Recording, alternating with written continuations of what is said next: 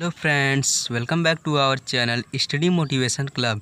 दोस्तों, जैसा कि आप जानते हैं हम लोग क्लास 9th का मैथ का सब्जेक्ट का स्टार्ट कर चुके हैं। तो लेक्चर 1 में हमारा कंपोजिट नंबर तक हो गया था।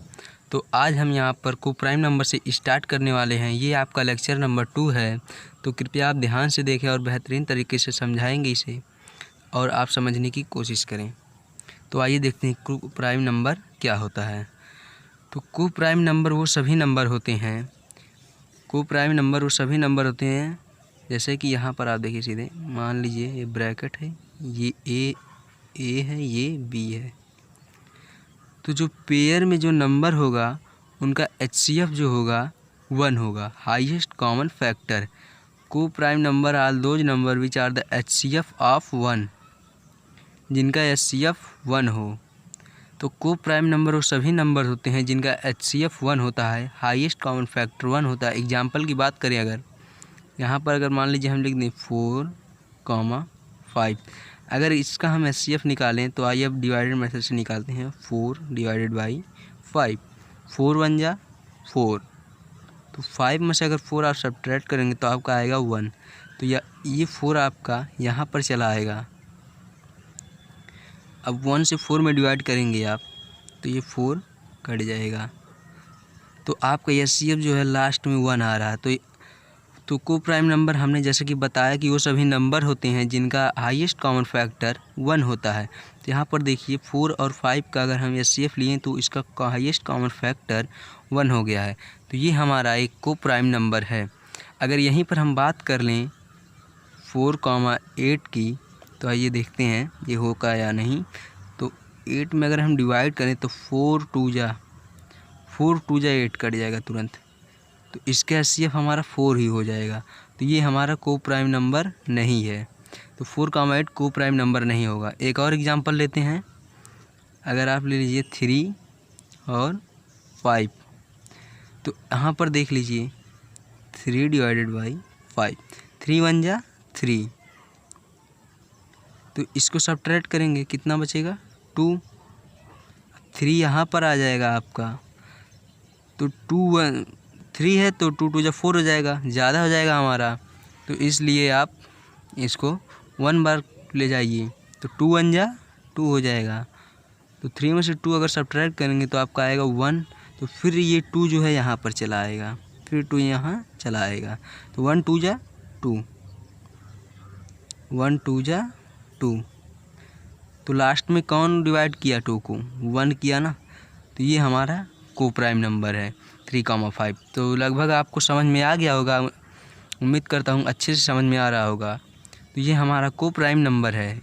इस तरह से आप फाइंड करेंगे अपने को प्राइम नंबर को। अब आगे हम बात करते हैं, इंटीजर हमने आपको नहीं बताया, तो आइए इंटीजर देख लेते हैं एक बार अच्छी तरह से। इंटीजर क्या होता है? इंटीजर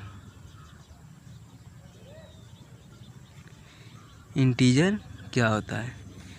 इंटीजर जैसा कि आप नंबर ही होता है इंटीजर। अगर इसको हम नंबर लाइन पर रिप्रेजेंट करना चाहें तो इस तरह से कुछ। अब यहाँ पर देखिए, अगर यहाँ पर आपका 0 होगा तो ये राइट साइड में प्लस में चलेगा, 1 2 3 4। अब लेफ़्ट साइड में जाएंगे तो माइनस में जाएगा, तो यहाँ -1 -2 -3 -4। ये तो वैसे भी इन्फिनिटी तक जाएगा, ये प्लस जो है इन्फिनिटी तक जाएगा। इंटीजर आपका मतलब जैसे काउंटिंग नंबर जो होता है वो इन्फिनिटी तक होगा, ये भी तो एक प्रकार का ही काउंट हो रहा है, इंटीजर ही है, ये भी एक नंबर है, ये इन्फिनिटी तक जाएगा। अगर आप इधर आएंगे माइनस में तो ये आपका माइनस इन्फिनिटी तक जाएगा। ये माइनस में जाएगा लेकिन इन्फिनिटी तक जाएगा, माइनस इन्फिनिटी तक जाएगा, और ये इन्फिनिटी जाएगा। तो मतलब इसका कोई अंत नहीं है, जहाँ तक आप कर लीजिए। तो इंटीजर यही है, एकदम सिंपल है, आप समझ गए होंगे। अब हम बात करते हैं रेशनल नंबर की। रेशनल नंबर क्या होता है? रेशनल नंबर क्या होते हैं? रेशनल नंबर क्या होते हैं? रेशनल नंबर वो सभी नंबर होते हैं जिन्हें हम P अपॉन Q की फॉर्म में लिख सकते हैं। तो दोस्तों जैसा कि हमने बताया आपको कि रेशनल नंबर वो सभी नंबर होते हैं जिनको हम P अपॉन Q की फॉर्म में लिख सकते हैं, लेकिन इनमें एक ख़ास बात है, Q is not equal to zero.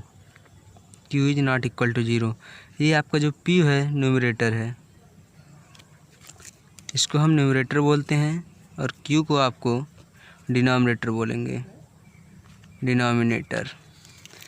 तो Q जो डिनोमिनेटर है, डिनोमिनेटर कभी भी ज़ीरो के इक्वल नहीं होना चाहिए, मतलब ज़ीरो नहीं होना चाहिए तभी भी दोस्तों ये होता है आपका rational number. Q is not equal to zero, यानी डिनोमिनेटर ज़ीरो नहीं होना चाहिए। तो रेशनल नंबर को अगर लिखना चाहें हम 1, अब अगर यहाँ लिख देते हैं 1/0, तो ये बिल्कुल भी गलत हो जाएगा। क्यों गलत हो जाएगा? क्योंकि 1/0 जो ये डिनोमिनेटर है आपका ज़ीरो हो जा रहा है, जबकि यहाँ पर यही बात का ध्यान रखना है, डिनोमिनेटर ज़ीरो नहीं होना चाहिए। तो आप डिनोमिनेटर कभी भी ज़ीरो नहीं करेंगे। आप इसको कर सकते हैं, इस तरह से लिख सकते हैं, 0/1 लिखेंगे चलेगा, 0/2 लिख देंगे चलेगा, लेकिन डिनोमिनेटर नहीं ज़ीरो होना चाहिए। या तो 1/2 लिख लीजिए, 3/2 लिख लीजिए, कोई भी नंबर लीजिए, P अपॉन Q की फॉर्म में लिख दीजिए आप, बस Q is not equal to zero, यानी डिनोमिनेटर भी ज़ीरो नहीं होना चाहिए, वरना आपका क्वेश्चन तुरंत गलत हो जाएगा। तो दोस्तों ये रेशनल नंबर हो गया। और रेशनल नंबर वो सभी नंबर होते हैं, एक बार और बताते हैं इसे डिवाइड के मेथड से। रेशनल नंबर को अब दर्शाना चाहें तो ये देखिए 1/2 है, अगर पूछता है सीधे, और जो नंबर डेसिमल के बाद टर्मिनेट हो जाते हैं या फिर रिपीट करते हैं वह भी रेशनल नंबर होते हैं। जैसे ये 1/2 है, इसको अगर हम डिवाइड करें 1 में, तो यहाँ पर पहले पॉइंट लगाएंगे, फिर यहाँ 0 बढ़ाएंगे, तो 2 5 जा 10। ये देखिए डेसिमल लगा और ये टर्मिनेट हो गया, यानी पूरा कट गया, तो ये आपका रेशनल नंबर है। और रिपीट कौन सा होता है ये देख लीजिए वो भी। अब इसको देख लीजिए 1/3 है, तो 1/3 को अगर आप डिवाइड करेंगे तो इसमें रिपीट होगा। कैसे? ये देखिए P अपॉन Q के फॉर्म में है एकदम। अब इसको अगर आप डिवाइड करना चाहें तो इस तरह से करेंगे, पॉइंट है यहाँ पर 0 लगा देंगे, तो 3 3 जा 9, 1 हो जाएगा। फिर पॉइंट आपको मिलेगा 0, फिर 3 3 जा 9, तो फिर पॉइंट है, फिर एक बार 0 लगा लीजिए, तो 3 3 जा 9। ज़िंदगी में कभी कटेगा ही, टर्मिनेट नहीं होगा।